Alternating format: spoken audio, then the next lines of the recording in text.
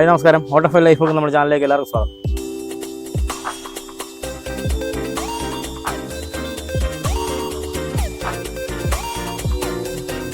നമ്മൾ ഇന്ന് കുക്ക് ചെയ്യുന്നത് ക്രിസ്മസിൻ്റെ ഒരു സ്പെഷ്യൽ ഐറ്റമാണ്. ക്രിസ്മസിന് എല്ലാവരും പള്ളിയിലൊക്കെ പോയി ക്രിസ്മസ് ഒക്കെ ആഘോഷിച്ച് കഴിയുമ്പോൾ രാവിലെ നമ്മൾ മെയിനായിട്ട് കഴിക്കുന്ന ഒരു ഫുഡാണ് അപ്പവും ഇസ്റ്റു. എല്ലാവരും മട്ടൺ ഇസ്റ്റു കഴിക്കാറുണ്ട്, ചിക്കൻ ഇസ്റ്റു കഴിക്കാറുണ്ട്, ബീഫ് ഇസ്റ്റു ഉണ്ട്. അപ്പോൾ നമ്മൾ ഇന്ന് അധികം പൈസ ഒന്നും മുടക്കാനില്ലാത്തവർ ഒരു മട്ടൺ ഇസ്റ്റു ഒക്കെ കഴിക്കണമെന്ന് താല്പര്യമൊക്കെയുള്ളവർക്ക് വേണ്ടിയിട്ട് ഒരു മട്ടൺ പോലത്തെ ഒരു ഇസ്റ്റു ആണ് നമ്മൾ ഉണ്ടാക്കുന്നത്. അത് നമ്മൾ പോത്തിൻ്റെ എല്ല് വെച്ചാണ് ഉണ്ടാക്കുന്നത്. ഇത് നമ്മൾ ഉണ്ടാക്കി കഴിയുമ്പോൾ ഞാൻ കുറേ പ്രാവശ്യം ഉണ്ടാക്കി ട്രൈ ചെയ്തിട്ടുള്ളതാണ്. ഇത് ഉണ്ടാക്കി കഴിയുമ്പോൾ പക്ക മട്ടൺ സ്റ്റൂ പോലെ തന്നെ ഇരിക്കും.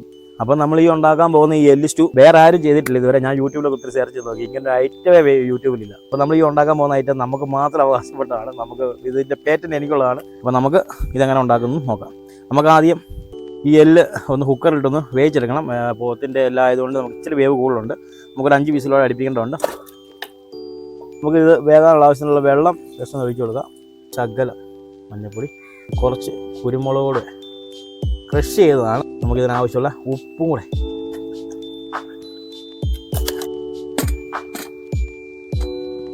നമ്മുടെ പോത്ത് എല്ല് ഇഷ്ടൂനുള്ള ഗ്രേവിയും കാര്യങ്ങളൊക്കെ റെഡിയാക്കി എടുക്കാം. ഉരുളിയൊക്കെ ചൂടായിട്ടുണ്ട്. നമുക്ക് വെളിച്ചെണ്ണ ഒഴിച്ചു. നമ്മൾ വെളിച്ചെണ്ണ ഉണ്ടാക്കുന്നുണ്ടോ, എണ്ണയൊക്കെ നല്ലപോലെ ചൂടായി വന്നിട്ടുണ്ട്. നമുക്ക് നമ്മുടെ കട്ടി മസാല നമ്മൾ ഉദ്ദേശിക്കുന്ന ഡ്രൈ ആയിട്ടുള്ള മസാല കൂട്ട്, ഗ്രാമ്പൂ, തക്കോലം, കറുവപ്പട്ട, പെരുംജീരകം, ബേ ലീവ്സ് ഇതെല്ലാം കൂടെ നമുക്ക് എണ്ണയിലേക്ക് ചേർത്ത് കൊടുക്കാം.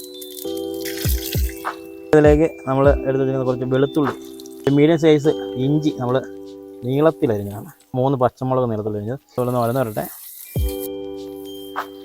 ഈ വെളുത്തുള്ളിലേക്ക് മൂത്തുണ്ട്. നമ്മളൊരു 2 സവോള എടുത്തിരിക്കുന്നത്, ഒരു മുഴുത്ത 2 സവോള നമ്മളരിഞ്ഞത് ചേർത്ത് കൊടുക്കാം. നമുക്ക് ആ കൂടുതൽ തന്നെ നമ്മൾ ഒരു തക്കാളിക്ക് എടുത്തിട്ടുണ്ട്. സാധാരണ സ്റ്റൂവിൻ്റെ ചിലരൊന്നും തക്കാളിക്ക് ഇടാറില്ല, പക്ഷേ തക്കാളിക്ക് ഇടുന്നത് സ്റ്റൂവിൻ്റെ ഒരു പ്രത്യേക ടേസ്റ്റാണ്. നമുക്ക് തക്കാളിക്ക് ഇട്ട് കൊടുക്കാം. കുറച്ച് കറിവേപ്പിലയും ഇട്ട് കൊടുക്കാം. കറിവേപ്പില ഇതിൻ്റെ അതൊരു മെയിൻ ഐറ്റം കേട്ടോ. കറിവേപ്പില ഇടാതിരിക്കില്ല, കറിവേപ്പിലയാണ് അതിൻ്റെ ഒരു ടേസ്റ്റ്. നമുക്കൊരു മീഡിയം പരുവത്തിൽ വഴറ്റിയെടുത്താൽ മതി. നമ്മൾ സാധാരണ നമ്മൾ സവോള വഴറ്റുന്ന പോലെ ഭയങ്കരമായിട്ട് വഴറ്റിയെടുക്കേണ്ട കാര്യമില്ല. ഒരു മീഡിയം ടൈപ്പിൽ നമ്മൾ വഴറ്റിയെടുത്താൽ മതി. നമ്മളൊരു 3 മീഡിയം സൈസ് കിഴങ്ങും ഒരു മുഴുത്ത ക്യാരറ്റുമാണ് എടുത്തിരിക്കുന്നത്. നമുക്കത് ഇതിലേക്ക് ഇട്ട് കൊടുക്കാം. ജസ്റ്റ് ഒന്ന് മിക്സ് ചെയ്യാം.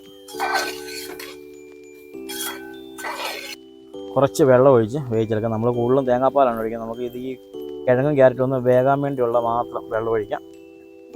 പിന്നെ നമ്മൾ ഇറച്ചി വേഗം വെച്ചിരിക്കുന്നതിൻ്റെ അതും വെള്ളം ഉണ്ടല്ലോ, അതൊക്കെ ആകുമ്പോഴത്തേക്ക് ഗ്രേവി ആയിക്കോളും. ബാക്കി നമുക്ക് തേങ്ങാപ്പാലും ഒഴിക്കാം. നമുക്കിത് ജസ്റ്റ് അടച്ചു വെച്ചൊന്ന് വേവിച്ചെടുക്കാം.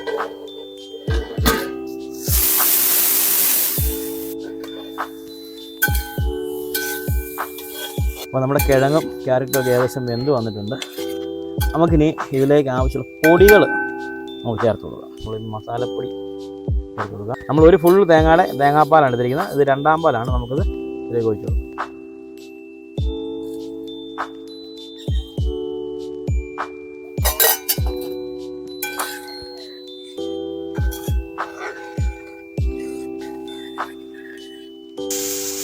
കുക്കറിൻ്റെ തീ ഓഫ് ചെയ്യാം.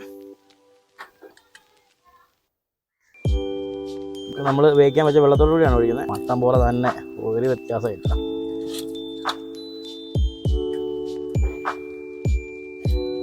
നമ്മൾ വാങ്ങിക്കുമ്പോൾ പോത്തിൻ്റെ എല്ല് തന്നെ നോക്കി വാങ്ങിക്കാൻ ശ്രമിക്കണം കേട്ടോ. പോത്തിൻ്റെ എല്ലിലാണ് ദശ കൂടുതലുള്ളതും നമുക്ക് നല്ലപോലെ വെന്ത് കിട്ടുന്നതും ആ മട്ടൻ്റെ ഒരു ടേസ്റ്റ് കിട്ടുന്നത് നമുക്ക് പോത്തിൻ്റെ എല്ലാണ്. കാള ഇറച്ചിയുടെ എല്ലൊന്നും വാങ്ങിക്കരുത്. അടച്ചു വെക്കാം. നമ്മുടെ സ്റ്റൂവിലെ എല്ലാ ഐറ്റംസൊക്കെ വെന്ത് റെഡി ആയിട്ടുണ്ട്. നമുക്കിനി ഒരു 1-2 സ്പെഷ്യൽ ഇൻഗ്രീഡിയൻസ് കൂടെ ചേർക്കാം. ഇത് നമ്മുടെ നട്ട്സ് നമ്മൾ വെള്ളത്തിൽ കുതിർത്തതിന് ശേഷം നല്ലപോലെ അരച്ച് വെച്ചിരിക്കുന്നത്. നമുക്കിത് ഒഴിച്ചു കൊടുക്കാം. ജസ്റ്റ് ഒന്ന് ഇളക്കാം. നമ്മൾ ഇറച്ചി വേവിക്കാൻ നേരത്ത് കുറച്ച് കുരുമുളക് പൊടി ഇട്ടാണ് നമ്മൾ വിട്ടത്. നമ്മൾ ഇതിന് ആവശ്യത്തിന് എരിവിനുള്ള കുരുമുളക് പൊടിയും കൂടെ ചേർത്ത് കൊടുക്കാം. എരിവ് മെയിൻ പച്ചമുളക് ആണെങ്കിലും ആ കുരുമുളകിൻ്റെ ഒരു രുചിയും ആ ഒരു ടേസ്റ്റും ആ എരിവും കിട്ടാൻ വേണ്ടിയിട്ടാണ് നമ്മൾ കുരുമുളക് ചേർക്കുന്നത്. അതിൻ്റെ അത് വേറെ എരിവിന് എന്ന് പറഞ്ഞാൽ കുരുമുളകിൻ്റെ എരിവും പച്ചമുളകിൻ്റെ എരിവാണ്. പച്ചമുളകിൻ്റെ ആണ് മെയിൻ എരിവ്. ലാസ്റ്റ് 1-ാം പാൽ ഒഴിച്ചു.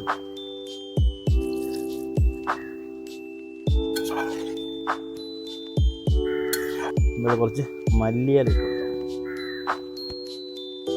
കറിവേപ്പില. നമുക്കിനി തീ ഓഫ് ചെയ്യുക. നമ്മുടെ മട്ടൻ കറിയെ വെല്ലുന്ന ബീഫ് എല്ല് സ്റ്റൂ റെഡി ആയിട്ടുണ്ട് ക്രിസ്മസിന്. അപ്പോൾ എല്ലാവരും ഒന്ന് ട്രൈ ചെയ്ത് നോക്കണം കേട്ടോ.